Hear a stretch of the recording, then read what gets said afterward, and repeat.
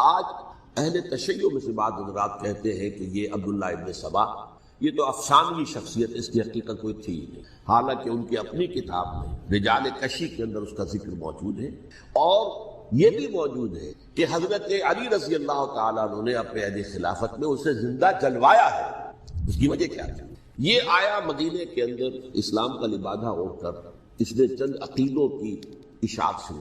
سب سے پہلے حضرت علی تو خدا ہے، گاڈ انکارنیٹ، اوتار کا تصور، جیسے ہندوؤں میں ہے رام چندر جی خدا کا اوتار، اور عیسائیت میں بھی پہلے گاڈ انکارنیٹ کا تصور تھا کہ حضرت مسیح خدا کا اوتار ہے، انکارنیشن آف گاڈ۔ تو اس نے کہا کہ حضرت علی تو خدا کا اوتار ہے، خدا ہے۔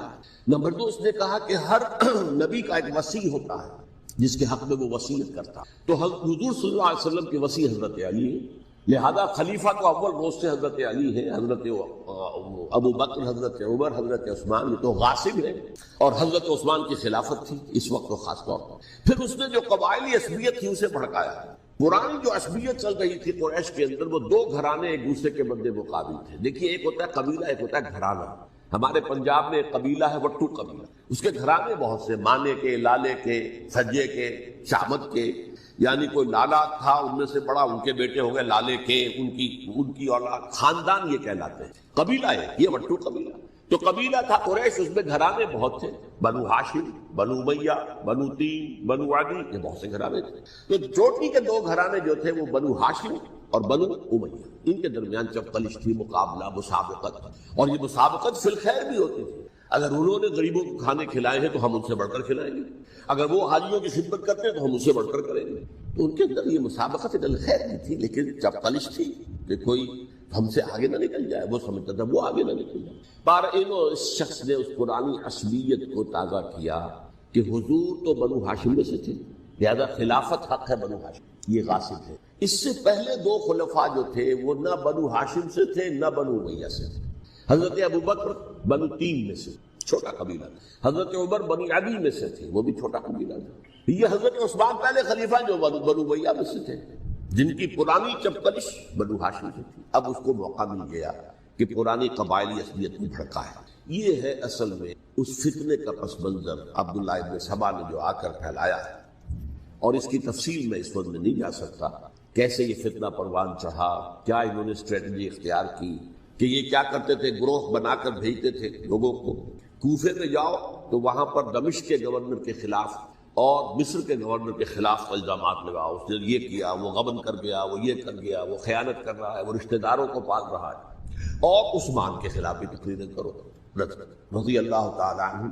دمشق میں جاؤ تو کوفے کے گورنر کے خلاف، کیونکہ دمشق کے گورنر کے خلاف بات کرو گے تو لوگوں کو معلوم ہوگا کہ یہ جھوٹ بول رہے ہیں، لیکن یہ کہ وہاں تو تم بات کرو کوفے کے گورنر کے خلاف اور مصر کے گورنر کے خلاف اور حضرت عثمان کے خلاف۔ مصر میں جاؤ تو بات کرو کوفے کے اور شام کے گورنر کے خلاف اور حضرت عثمان کے خلاف۔ یہ انہوں نے ایسا اٹھایا، اور اس زمانے میں آپ کو معلوم ہے ذرائع نشر و رسائی تھے نہیں، نہ اس فتنے کی پتہ چل سکا جب تک کہ وہ فتنہ جو ہے پوری طرح برگ و باغ لا کر تراور درخت نہیں بن گئے۔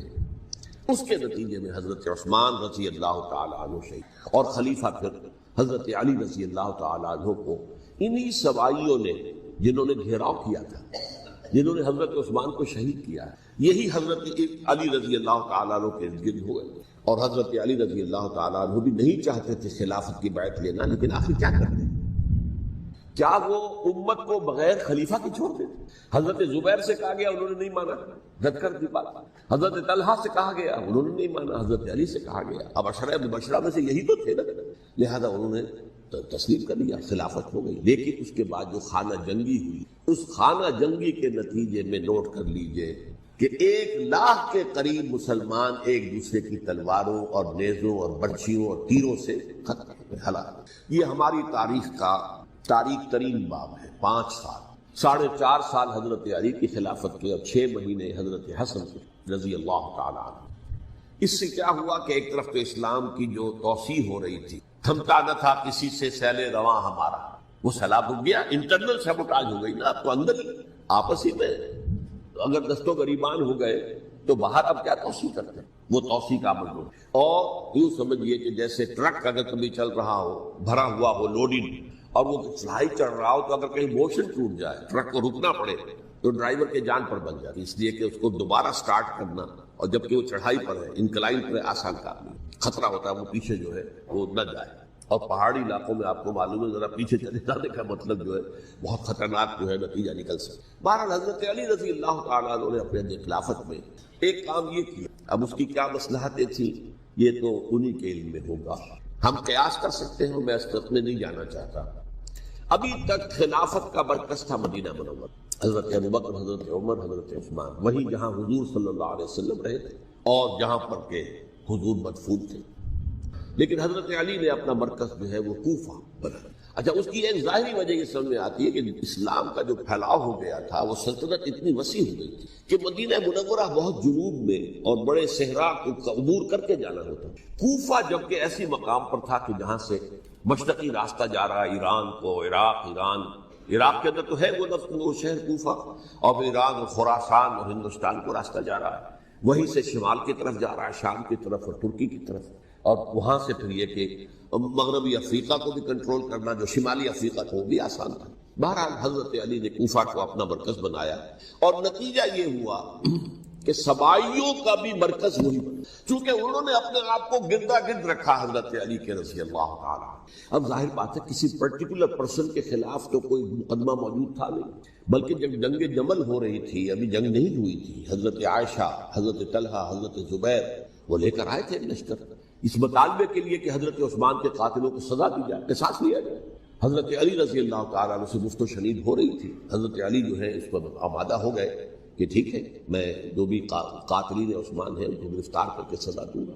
این اسی وقت کوفے کی مسجد کے اندر جو ہے 10,000 کا مجمع کھڑا ہو گیا، ہم سب قاتل عثمان ہیں، لو ہم سے بدلہ کہاں سے لو گے، اور انہوں نے کیا کیا، جاتے ہی جنگ چھیڑ دی، جب چھڑ جائے تو یا مرو یا مارو، اس کے علاوہ تو کوئی چارہ کار ہوتا ہی نہیں۔ ایک رات میں 10,000 مسلمان شہید ہوئے، جن میں 2 عشرہ مبشرہ میں سے حضرت زبیر اور حضرت طلحہ رضی اللہ تعالیٰ۔ تو یہ صورت تھی، سبائیوں نے گھیراؤ کیا حضرت علی کا رضی اللہ عنہ۔ حضرت معاویہ دعوے دار نہیں تھے خلافت کے، قطعاً نہیں، ان کا صرف ایک دعویٰ تھا، اور وہ یہ تھا کہ عثمان کے قاتلوں کو گرفتار کرو، یا خود سزا دو یا ہمارے حوالے کرو، ہم اس سے قصاص لیں گے۔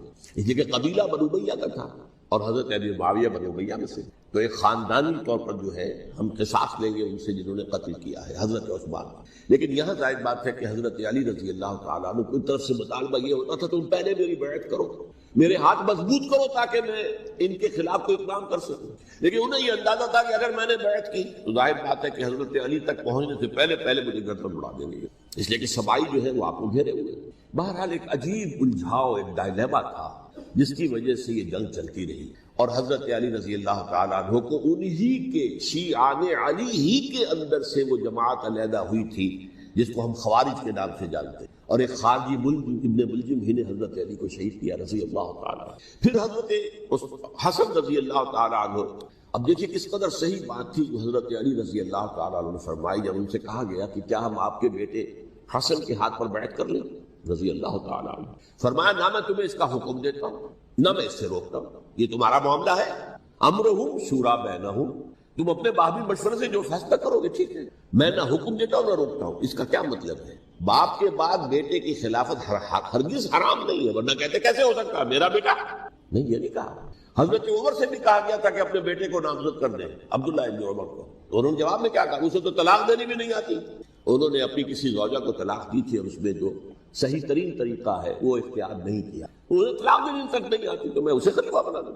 یہ نہیں کہا تھا کہ باپ کے بعد بیٹا خلیفہ نہیں ہو سکتا، یہ تو نہیں تھا، کہیں حرام نہیں ہے، نہ کتاب و سنت میں، نہ کوئی حدیث ہے، نہ کہیں قرآن مجید میں۔ تو حضرت علی نے بھی فرمایا رضی اللہ تعالیٰ، نہ میں روکتا ہوں نہ حکم دیتا ہوں، یہ تمہارا اپنا معاملہ ہے۔ بہرحال حضرت حسن رضی اللہ تعالیٰ عنہ نے حضرت امیر معاویہ سے صلح کر لی، خلافت ان کو سپرد کر دی۔ دیکھیے میں حضرت ابوبکر، حضرت عمر، حضرت عثمان، حضرت علی کے ساتھ حضرت حسن کے دور خلافت کو بھی خلافت راشدہ بسے، اور تبھی 30 سال پورے ہوتے ہیں اس حدیث کے مطابق کہ حضور نے فرمایا خلافت کی 30 برس رہے گی پھر ملوکیت۔ تو حضرت حسن کا بہت بڑا کارنامہ یہ ہے کہ اس خانہ جنگی کا دروازہ بند، اور یہ پیشن گوئی تھی حضور کی صلی اللہ علیہ وسلم۔ حضرت حسن جب بچے تھے حضور کے انتقال سے پہلے، میرا یہ بیٹا مسلمانوں کے 2 گروہوں میں صلح کرائے گا، یہ حضور کی پیشن گوئی تھی، اور وہ پیشن گوئی حضرت حسن کے علم میں بھی ہوگی یقیناً۔ بہرحال انہوں نے صلح کی، حضرت امیر معاویہ کے ساتھ رضی اللہ تعالیٰ عنہ، خلافت ان کے حوالے کر دیا، اور کچھ شرائط تھیں طے ہو گئی، اللہ خیر سے۔ حضور کی تو یہ پیشن گوئی جو ہے صحیح ثابت ہوئی کہ میرا یہ بیٹا مسلمانوں کے دو بڑے گروہوں کے درمیان صلح کرا دے، اور سبائیوں نے انہیں تانے دیے، یا عار المومنین، اے مومنوں کے لیے موجب عار، موجب شرم، تم نے بزدلی دکھائی، تم نے امیر معاویہ کو خلیفہ تسلیم کر دیا، تم نے بزدلی دکھائی، معاذ اللہ ثم معاذ اللہ ثم معاذ۔ اب میں کچھ باتیں حضرت امیر معاویہ کے بارے میں کہنا چاہتا ہوں، اس لیے کہ وہاں اس میں میں نے حضرت معاویہ کے بارے میں یہ تو بہت شدت کے ساتھ کہا تھا، اور میں اب بھی اس پر قائم ہوں اور پوری طریقے سے قائم ہوں۔ میرا مستقل موقف یہی ہے کہ حضرت معاویہ رضی اللہ تعالیٰ عنہ کے دور خلافت کو ہم خلافت راشدہ میں شامل نہیں، اہل سنت میں سے کوئی بھی نہیں سکتا، لیکن اس کے ساتھ میں نے حضرت امیر معاویہ کے کچھ مناقب بھی بیان کیے تھے تاکہ پلڑا جو ہے ترازو کا اس کے دونوں پلڑے سامنے آئے، لیکن یہ وہ حصہ میرے اس بیان کا نکال ختم کر دیا گیا۔ یہ میں نہیں جانتا کہ اس میں کیا مصلحت دیکھی گئی ہے، اس میں تو کسی کے لیے کوئی معاملہ ایسا نہیں تھا کسی کے جذبات کو جو ہے وہ ٹھیس پہنچانے والا، کیونکہ میں نے کہا وہ خلیفہ راشد نہیں تھی، صاف میں نے کہا، بلکہ وہ دور ملوکیت کا آغاز ان سے ہو گیا، بلکہ جب ایک صاحب نے یہ کہا کہ کربلا کے بعد سے دور ملوکیت آ رہی تھی، تو میں نے کہا نہیں جناب، دور ملوکیت تو 20 سال پہلے پوری ہو چکی، شروع ہو چکی۔ حضرت امیر معاویہ کے بھی 20 سال میں وہ دور ملوکیت میں شمار ہوا، انہیں کسری العرب بھی کہا گیا، عرب کے کسریٰ جو شہنشاہ ایران کا خطاب تھا، حضرت معاویہ رضی اللہ تعالیٰ عنہ کو کسری العرب کہا گیا، عرب کا کسریٰ یہ۔ لیکن دوسری طرف یہ ہے کہ وہ صحابی رسول رضی اللہ تعالیٰ حضور کے برادر نسبتی بھی ہیں، حضور کے سالے ہیں، ان کی ہمشیرہ ام حبیبہ حضور کی زوجہ محترمہ ہے، ام المومنین ام حبیبہ رضی اللہ تعالیٰ۔ پھر کس قدر معتمد علیہ تھے حضور کے کہ کاتبان وحی میں شامل تھے، وحی کی کتابت کرنے والے چند لوگ تھے جنہیں کہ حضور کہتے تھے کہ اب یہ آیت لکھ لو، ان میں سے ایک امیر معاویہ رضی اللہ تعالیٰ۔ تو بڑے توازن کی ضرورت ہے۔ دیکھیے صحابہ کرام کا جہاں تک تعلق ہے، اہل سنت کا موقف یہ ہے کہ صحابہ کو کلہم عدول، صحابہ سب کے سب نیک نیت ہے، اور ان کی روایت جو ہے قبول کی جائے گی، رد نہیں کی جائے گی، ان پر کوئی جرح و تعدیل نہیں ہو، اس لیے کہ ان کا تزکیہ محمد رسول اللہ صلی اللہ علیہ وسلم نے کیا۔ لہذا یہ تو ہو سکتا ہے کہ کسی صحابی سے کوئی خطا ہو، لیکن وہ خطا اجتہادی ہوگی، نیت کی خطا نہیں ہوگی، نیت کی غلطی نہیں۔ اگر کسی صحابی کی نیت پر حملہ کیا جائے تو یہ اصل میں طعن ہے، حملہ ہے حضور پر کہ وہ تربیت دے نہیں سکے اپنے ساتھیوں کو، معاذ اللہ ثم معاذ اللہ ثم معاذ اللہ، وہ تزکیہ کر ہی نہیں سکے۔ 3 جگہ جو قرآن میں آیا ہے یتلو علیہم آیاتہ ویزکیہم، تو کیا تزکیہ کیا؟ اگر ان کے قریب ترین ساتھی جو تھے، اگر ان کے اندر بھی بدنیت کی تھی اور دنیا کی طلب تھی اور دنیا کے اندر اقتدار حاصل کرنے کا جذبہ تھا، تو پھر کیا تزکیہ کیا؟ معاذ اللہ ثم معاذ اللہ۔ لہذا صحابہ سب کے سب عدول ہیں اور ان سے اختلاف ممکن ہے، لیکن ان کی نیت پر حملہ نہیں ہو سکتا۔ تو حضرت امیر معاویہ کی شخصیت ایک چیز ہے، آپ کا دور خلافت دوسری چیز۔ شخصیت کے اعتبار سے صحابی رسول ہے، برادر نسبتی ہے حضور کے صلی اللہ علیہ وسلم، اور پھر یہ کہ اس قدر معتمد علیہ ہے صحابہ میں سے کہ وہ کاتبان وحی، یہ عام آدمی کے کرنے کا کام نہیں تھا جو وحی کی کتابت کرے، اللہ کے کلام کی۔ البتہ یہ ہے کہ جیسا کہ میں نے عرض کیا، ان کا دور خلافت راشدہ نہیں ہے، وہ ملوکیت کا دور ہے۔ یہ میں نے جیسے عرض کیا، میں نے ایک صاحب نے جب یہ کہا کہ ملوکیت شروع ہو رہی تھی، میں نے شروع نہیں ہو رہی تھی، ملوکیت تو 20 سال پہلے شروع ہو چکی تھی۔ اسی طریقے سے ایک صاحب نے کہا تھا اسلام کو قائم کرنے کے لیے حضرت حسین میدان میں آئے، میں نے کہا یہ بھی غلط ہے، اسلام تو 60 سال پہلے قائم ہو چکا تھا، نبی اکرم صلی اللہ علیہ وسلم کے دستے مبارک سے اسلام قائم ہو گیا، جعل الحق وزهق الباطل ان الباطل كان زهوقا، پھر 30 برس تک وہ کامل شکل کے اندر قائم رہا۔ تو اسلام جو ہے وہ جو ہے در حقیقت اب قائم کرنے والی بات نہیں تھی، البتہ اس کے اندر زوال شروع ہو گیا تھا، اس زوال کے عمل کو روکنے کے لیے حضرت حسین میدان میں۔ یہ چیز کو صحیح تاریخی پرسپیکٹو میں رکھنا، تو جس طرح سے دین کو قائم کرنے کے لیے دیکھیے قائم تو کیا محمد رسول اللہ صلی اللہ علیہ وسلم والذین معہ رضی اللہ تعالیٰ عنہ، انہوں نے کیا۔ ہاں اب جو ہے وہ اپنی اس شاندار حیثیت سے نیچے گرنے لگا تھا، وہ میں بعد میں عرض کروں گا کہ میں نے اسے کیا عرض کیا تھا کہ یہ اس زوال کو روکنے کے لیے کسی طریقے سے یہ اپنی اصل حقیقت میں قائم رہے، یہ حضرت حسین رضی اللہ تعالیٰ عنہ کی سعی تھی۔ اچھا، حضرت امیر معاویہ کے جو 20 سال ہیں وہ پورے امن، سکون، اطمینان، کوئی جھگڑا، کوئی فساد، کوئی اختلاف، کوئی باہمی فانہ دینی، کچھ 20 سال یہ بھی تاریخ کی بڑی چشم کشا حقیقت ہے جو عام طور پر لوگوں کے علم میں نہیں. سبائی بھی دبکے رہے. حضرت امیر معاویہ کی حکومت اتنی مضبوط تھی, کنٹرول, کہ ان کو کچھ سر اٹھانے کا موقع نہیں ملا. موجود تھے, دبکے رہے. جیسا کہ میں نے کہا ریولیوشن کے آخری مرحلے پر آ کر جو مخالفین ہیں وہ دب جاتے ہیں کہ پھر دیکھیں گے موقع ملے گا تو پھر لیں گے ان سے حساب کتاب. 20 سال رہے ہیں پورے عمل کے. 10 سال کے بعد یعنی درمیان میں ہے حضرت امیر معاویہ کا عہد خلافت. ایک صحابی جو کہ بزرگ صحابہ میں سے ہیں, مغیرہ ابن شعبہ رضی اللہ تعالی عنہ, وہ آتے ہیں اور وہ کہتے ہیں کہ دیکھیے امیر المومنین, کتنی بڑی خانہ جنگی رہی تھی مسلمانوں کی آپس میں, اور اب بھی اگر آپ کسی کو نامزد کیے بغیر چھوڑ گئے امت کو تو پھر خانہ جنگی ہو جائے. 1 لاکھ اس وقت جو ہے وہ ہلاک ہوئے تھے, نہ معلوم اب کتنے ہلاک. لہذا آپ اپنی زندگی ہی میں نامزد کر دیجئے کسی کو خلیفہ ولی عہد بنا. حضرت امیر معاویہ نے ابتداءً جو ہے انکار کیا نہیں, لیکن ان کے دلائل ایسے تھے وزنی, اور میں سمجھتا ہوں کہ وہ بات صحیح تھی جو مغیرہ ابن شعبہ نے کہی, اس لیے کہ اب صحابہ کرام میں سے جو کبار صحابہ تھے وہ تو سب دنیا سے رخصت ہو چکے تھے. اب تو یا صغار صحابہ رہ گئے تھے جو حضور کے زمانے میں بچے تھے, حضرت حسن, حضرت حسین, عبداللہ ابن زبیر, یہ بچے تھے نا, یا تو وہ تھے, اور یا بالکل نو مسلم تھے. اور نو مسلموں میں بڑی تعداد وہ تھی جو ایرانیوں کی تھی, شامیوں کی تھی, ادھر کی تھی, ادھر کی تھی. تو ان کو تو ظاہر بات ہے کہ تربیت نبوی سے کیا خلافت راشدہ سے بھی اکثر و بیشتر کو کوئی حصہ ملا ہی نہیں. تو اس صورت میں اب وہ اعلیٰ ترین معیار پر حکومت کے نظام کو قائم کرنا ممکن نہیں ہے. کوئی قبائلی عصبیت جب تک حکومت کی پشت پر نہیں ہوگی حکومت مستحکم نہیں ہوگی. یہ گویا کہ ایک جس کو کہتے ہیں کہ حقیقت بینی, واقعیت پسندی, ایک آئیڈیلزم ہے اور ایک ریئلزم ہے کہ آپ فیکٹس آن دی گراؤنڈ کو غور کریں, سوچیں اس کے اوپر اور پھر کوئی فیصلہ کریں. اس اعتبار سے پھر حضرت امیر معاویہ نے بات مان لی اور بیعت لے لی لوگوں سے حضرت یزید کے لیے کہ یہ خلیفہ ہوں گے میرے بعد, اس کو ولی عہدی کہتے. اچھا, اس وقت 5 افراد ایسے تھے کہ جنہوں نے اس سے اختلاف کی. یہ بات بہت اہم ہے. میرا کتاب کیا ہے سانحہ کربلا, اس کے کچھ نسخے آج یہاں ہوں گے, آپ لوگ پڑھیے اسے غور سے اور پھیلائیے تاکہ حقیقت سامنے آئے. 5 افراد کون تھے جو ہونے چاہیے؟ ابو بکر فوت ہو گئے, ان کے بیٹے عبد الرحمن ابن ابی بکر. عمر فوت ہو گئے, ان کے بیٹے عبداللہ ابن عمر. عباس فوت ہو گئے, ان کے بیٹے عبداللہ ابن عباس. زبیر فوت ہو گئے, ان کے بیٹے عبداللہ ابن زبیر. اور حضرت حسن جو ہے ان کا انتقال ہو چکا تھا, حضرت علی کے بیٹے حضرت حسین رضی اللہ تعالی عنہ مجمعین. حضرت حسن کے بارے میں ایک فریق کا کہنا یہ ہے کہ انہیں زہر دے کر ہلاک کیا. اہل تشیع کا قول ہے, جبکہ اہل سنت کہتے ہیں کہ نہیں, وہ اپنی جو بھی طبی موت تھی اس سے ان کی وفات. لیکن میں اس میں نہیں جانا چاہتا, اس لیے کہ یہ مائکرو ہسٹری جو ہے نا, وہ تو ایک ایک واقعے کے لیے ادھر کی روایات کیا, ادھر کی کیا ہیں, ان کے پاس کیا دلائل, یہ تو کسی ریسرچ اسکالر کا موضوع, میرا موضوع نہیں. لیکن بہرحال یہ 5 حضرات تھے جنہوں نے ولی عہدی کی بیعت نہیں کی.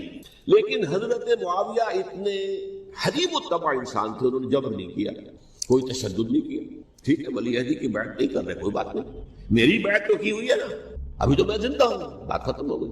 میری بیعت کو تو نہیں توڑا انہوں نے, فسخ بیعت نہیں کی.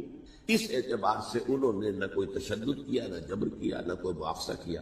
لیکن جب امیر معاویہ کا انتقال ہو گیا, اب ولی عہدی کی بجائے وہ اب خلافت کی بیعت کی. سب لوگوں نے بیعت کر لی. ان 5 میں سے ایک فوت ہو چکے تھے, حضرت عبد الرحمن ابن ابی بکر فوت ہو چکے رضی اللہ عنہ. 4 تھے, ان 4 میں ایک اختلاف ہوا. 2 کی رائے یہ تھی, عبداللہ ابن عمر, عبداللہ ابن عباس, کہ اگرچہ یہ کام غلط ہوا ہے, اسلام کی روح کے منافی ہوا ہے, یہ بادشاہت کی بنیاد پڑ رہی ہے, لیکن یہ بات ایسی نہیں ہے کہ اس کی بنا پر ہم خانہ جنگی شروع کروا دیں, خون خرابہ کروائیں, فساد کریں. لہذا انہوں نے بیعت کر لی. اب کوئی اگر یہ کہے معاذ اللہ کہ وہ بک گئے تھے یزید کے ہاتھ میں, معاذ اللہ ثم معاذ اللہ, وہی بات آپ اختلاف کر سکتے ہیں کہ انہیں نہیں کرنی چاہیے تھی, یہ کوئی رائے رکھے, مجھے اختلاف نہیں. لیکن ان کی نیت پر حملہ کریں گے تو حملہ محمد رسول اللہ پر ہوگا صلی اللہ علیہ وسلم. عبداللہ ابن عمر کون ہے, کتنی حدیثیں ان سے جو ہے وہ منقول ہیں. عبداللہ ابن عباس کون ہے, جنہیں حضور نے جو ہے جن کے لیے دعا کی تھی, اے اللہ فقہہ فی الدین وعلمہ التاویل, اے اللہ اس نوجوان کو دین کا فہم عطا کر اور قرآن کی تعویل اور تفسیر کا علم عطا کر. حبر الامہ کہلاتے ہیں. وہ کہیں پیسوں اور ٹکوں کے عوض بن جانے والے نہیں تھے, انہوں نے امت کی مصلحت دیکھی, نیت جو ہے اس پر حملہ نہ کیجیے. البتہ اختلاف کا حق آپ کو حاصل ہے. 2 حضرات جو ہے ڈٹے رہے کہ نہیں, ہمیں کم وقت میں ریزسٹ کرنا ہے. عبداللہ ابن زبیر عمر کے اعتبار سے وہ بڑے ہیں۔ مسلمانوں میں سب سے پہلے ولادت مدینے میں جا کر جو ہوئی ہے وہ عبداللہ ابن زبیر کی ہوئی ہے۔ ہجرت کر کے جب مہاجرین وہاں پہنچے کچھ عرصے تک کسی کے یہاں کوئی اولاد نہیں ہوئی تو لوگوں نے تانے دینے شروع کر دیے کہ معلوم ہوتا ہے کہ یہاں آ کر یہ مکے کے رہنے والے جو ہے کمزور ہو گئے ہیں، ان کے یہاں اولاد ہی نہیں ہو رہی۔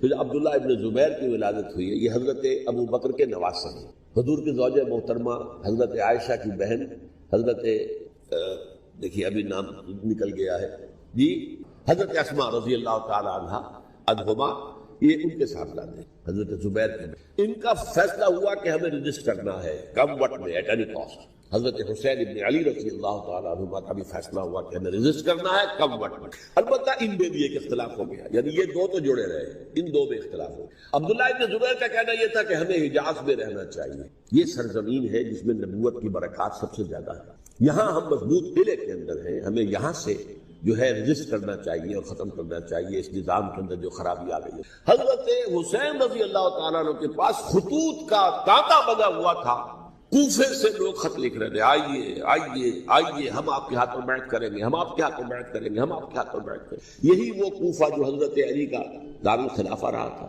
اور جو پھر صبائیت کا گڑھ بن گیا تھا۔ چنانچہ حضرت حسین نے حضرت مسلم بن عقیل کو بھیجا وہاں پر کہ میرے نمائندے کی حیثیت سے جا کر وہاں پر بیعت لو۔ 10-12 ہزار افراد نے بیعت کر لی، لیکن اس کے بعد یزید کی طرف سے گورنر بنا کے بھیجا گیا ابن زیاد کو۔ ابن زیاد نے آ کر جو تشدد کیا اور سختی کی تو سب کے سب بیعت توڑ کر اور سب منحرف ہو گئے۔ مخلصین تو وہ تھے نہیں، الکوفی لایوفی، کوفی جو ہے وہ تو کوئی وعدہ وفا کرنے والا ہوتا ہی نہیں، بیعت توڑ دی۔ فمن نقص فانما ينقص على نفسه، بیعت کے بعد بیعت توڑ دینا بہت بڑا گناہ، توڑ دیا۔ ادھر اطلاع مل گئی حضرت حسین کو، چل چکے تھے وہ راستے میں تھے کہ وہاں تو مسلم بن عقیل شہید ہو گئے اور سب لوگوں نے بیعت توڑ دی۔ اب واپس جانا چاہتے تھے لیکن مسلم بن عقیل کے بیٹے جو ہے اڑ گئے۔ یہ عرب کی اپنی ایک جو ہے پرانی ان کی حمیت اور ان کا قبائلی نظام کہ اب ہم اپنے والد کے خون کا قصاص لیے بغیر نہیں پائیں گے۔ حضرت حسین رضی اللہ تعالیٰ عنہ کی مروت اور شرافت، یہ میرا ساتھ دینے کے لیے آئے تھے، اب میں ان کا ساتھ نہ دوں تو یہ تو شرافت اور مروت کے خلاف ہے۔ کہا اچھا چلو چلتے۔ وہاں جا کر بھی عین اپنے میدان کے اندر بھی حضرت حسین رضی اللہ تعالیٰ عنہ نے 3 چیزیں پیش کی ان کوفیوں کے لشکر کے خلاف۔ سب سے بڑا لشکر کے اندر سب سے بڑے تو کوفی تھے جنہوں نے بیعتیں کی ہوئی تھی حضرت حسین کے ساتھ۔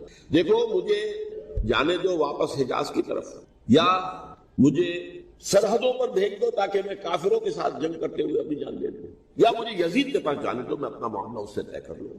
لیکن کوفیوں کو یہ گوارا نہیں۔ اگر یہ یزید کے پاس پہنچ گئے تو ہمارا کچا چٹھا بیان کر دیں گے کہ مجھے تو ان لوگوں نے برگلا کر بلایا تھا۔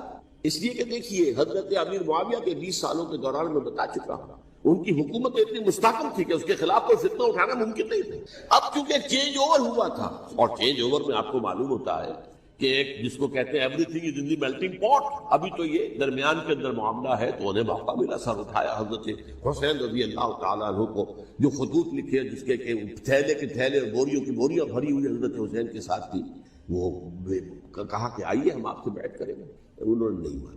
اور اصل میں حضرت حسین کے قاتل وہ کوفی بھی، وہ بزدل، وہ منافق جنہوں نے بیعت کر کے بیعت توڑی، اور اب وہ آ گئے کہ اگر یہ حسین رضی اللہ تعالیٰ عنہ بچ کر کہیں یزید کے پاس پہنچ گئے تو پھر ہمارا کچا چٹھا جو ہے وہ سامنے آ جائے گا اور ہماری پھر شامت ہے۔ لہٰذا انہوں نے قتل کیا حضرت حسین کو رضی اللہ۔ ایک بات جو علامہ ڈاکٹر قلب صادق نے فرمائی، اور مجھے میرے علم میں یہ بات پہلے نہیں تھی، وہ یہ کہ حضرت حسین کے قتل کا فتویٰ ایک بہت بڑے مفتی نے دیا تھا۔ یہ بات بھی ذرا سمجھ لیں، حضرت حسین رضی اللہ تعالیٰ عنہ کے قتل کا فتویٰ ایک بہت بڑے مفتی نے دیا تھا۔ کیوں دیا تھا؟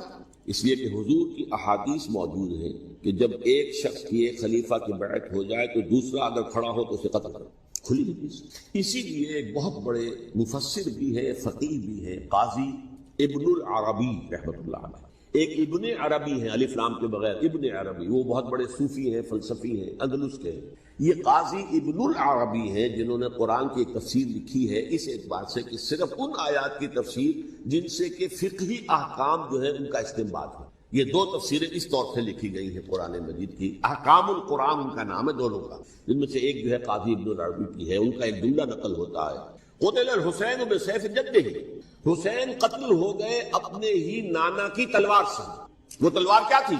جب کسی کی بیعت ہو چکی ہو پھر کوئی کھڑا ہو مدعی خلافت، میرے نزدیک حضرت حسین مدعی خلافت نہیں تھے. یہ بات اس وقت سامنے لوگوں کے نہیں آئی، بلکہ حکومت نے یہ باور کرا دیا کہ یہ تو باغی ہے، یہ مدعی ہے خلافت کے. انہوں نے تو دعویٰ نہیں کیا خلافت کا، وہ تو صرف اس عمل کو روکنے کے لیے میدان میں آئے تھے. اور اس بات کو اچھی طرح سمجھ لیجئے کہ اس وقت تک یہ جو تصور آج ہمارے پاس ہے کہ ریاست علیحدہ ہے، حکومت علیحدہ ہے، state of Pakistan, we are loyal to the state of Pakistan, ہم ریاست پاکستان کے وفادار ہیں، گورنمنٹ آف پاکستان کے وفادار نہیں ہیں.